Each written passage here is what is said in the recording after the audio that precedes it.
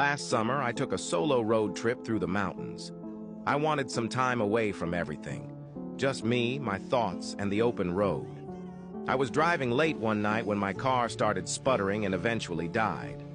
I managed to coast to the side of a desolate road, completely cut off from civilization. My phone had no signal, and it was pitch black outside. I remembered passing a small town about 10 miles back, so I decided to walk there and look for help. After what felt like hours of walking, I finally saw a faint glow of lights ahead. As I got closer, I realized it wasn't a town, but a single house. It was an old, run-down farmhouse, but at that point, I didn't care. I just needed a phone. I knocked on the door, and after a moment, a middle-aged woman answered. She looked startled to see me, but eventually invited me in.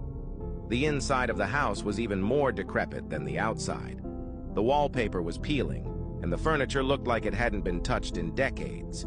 She offered me some water and let me use her phone. I called a tow truck, and they said they'd be there in about an hour. While I waited, I made small talk with the woman. She seemed nice enough, but had an odd way about her. Every now and then, she'd glance at a closed door at the end of the hallway with a nervous look in her eyes. I asked her if she lived alone, and she hesitated before saying yes. About half an hour later, I heard faint shuffling noises coming from behind that door. I asked her if she was sure she was alone. She laughed nervously and assured me it was just the house settling, but her eyes told a different story.